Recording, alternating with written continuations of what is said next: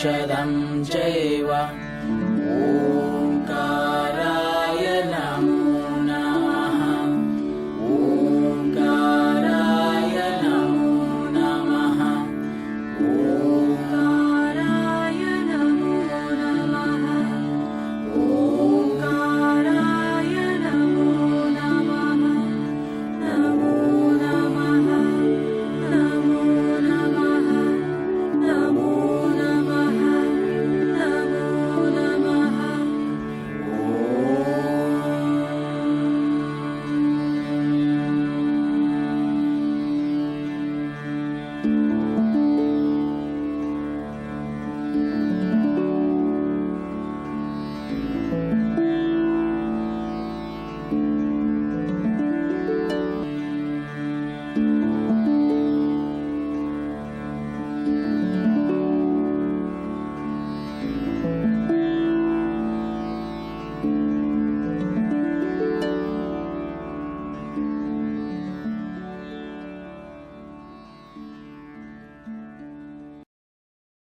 আগের রং শেষ। আসুন, আপনারা যা শিখেছেন তা অনুশীলন করুন।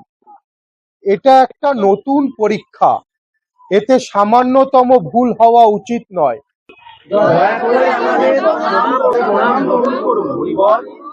সর্বদা স্নেহময় থাকো।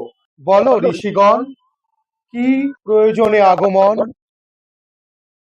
মণিবর, নাট্যশাস্ত্র বিষয়ে কিছু প্রশ্ন আমাদের মনে উদয় হয়েছে।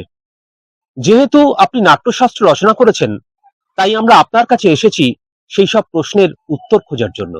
কোনো দ্বিধা না করে প্রশ্নগুলো করুন। গুরুদেব, নাট্যশাস্ত্রের উৎপত্তি কিভাবে আর এর উদ্দেশ্য কি?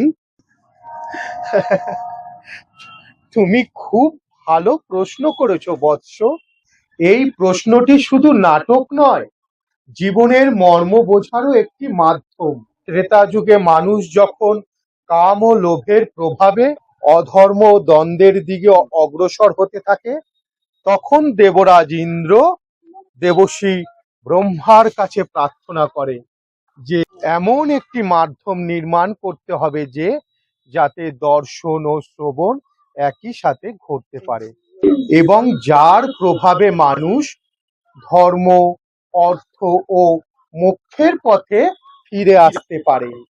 মণিবর, জগতে বেদ তো জ্ঞানের ভান্ডার। বেদের মধ্যে তো সমস্ত রহস্য লুকিয়ে আছে। তাহলে এই নাট্যশাস্ত্রের পঞ্চবেদের কি প্রয়োজন ছিল?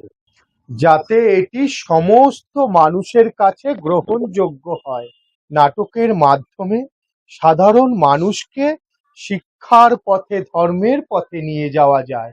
এই শুভ উদ্দেশ্যে ভগবান ব্রহ্মা 4টি বেদের উপাদান একত্রিত করে নাট্যবেদ রচনা করেছেন। 4টি বেদের উপাদান সেগুলো কি গুরুদেব? নাটকে যে পাঠ শুনছেন, ভগবান ব্রহ্মা তা ঋগ্বেদ থেকে নিয়েছেন।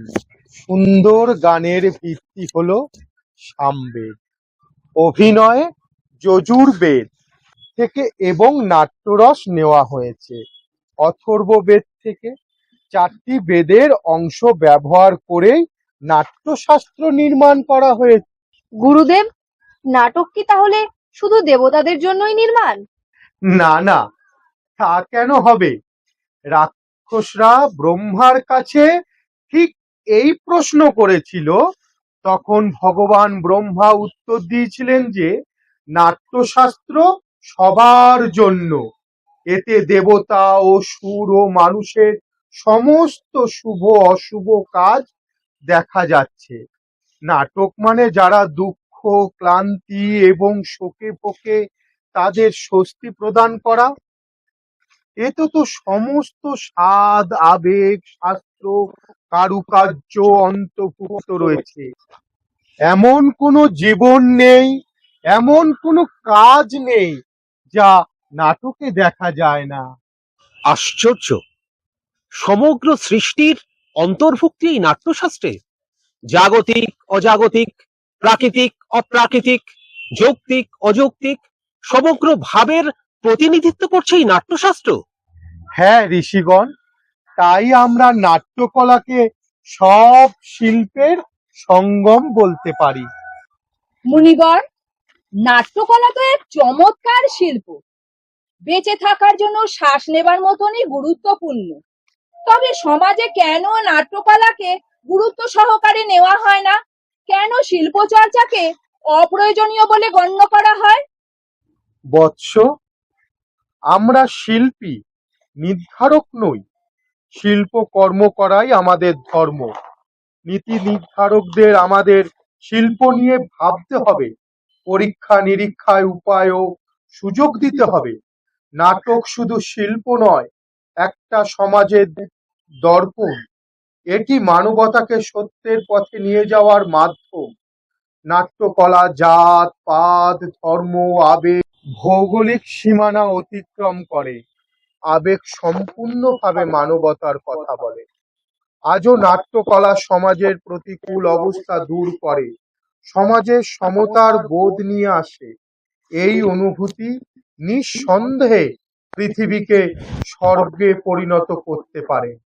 নিঃসন্দেহ গুরুদেব, শিল্পহীন সমাজ পশুদের সমাজ। সমাজ শিল্প ও শিল্পীদের প্রাপ্য স্থান দেবে, এই আশা ও প্রত্যাশা নিয়ে আমি নাট্যশাস্ত্রকে পঞ্চম বেদ বলেছি। পঞ্চম বেদ সমস্ত বেদের জ্ঞান।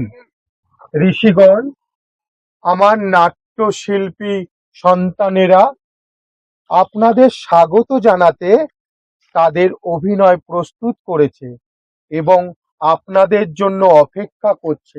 আসুন আমরা সকলে গিয়ে সেই নাটক উপভোগ করি। জাতির উন্নতি হোক, জাতির উন্নতি হোক, এবং সবার আশা পূরণ হোক, এবং সবার আশা পূরণ হোক। সৃষ্টির সুখের সংসারে সৃষ্টির সুখের সংসারে সে সর্বদা নিখুঁত থাকুক। সে সর্বদা নিখুঁত থাকুক। পৃথিবী সর্বদা ফুলে ফলে বিকশিত হোক। ফুলে ফলে বিকশিত হোক। ওপরের আকাশ পরিচ্ছন্ন হোক। ওপরের আকাশ পরিচ্ছন্ন হোক। সজ্জনেরা সর্বদা নির্ভীক হোক। সজ্জনেরা সর্বদা নির্ভীক হোক। দুষ্টের বিনাশ হোক। দুষ্টের বিনাশ হোক।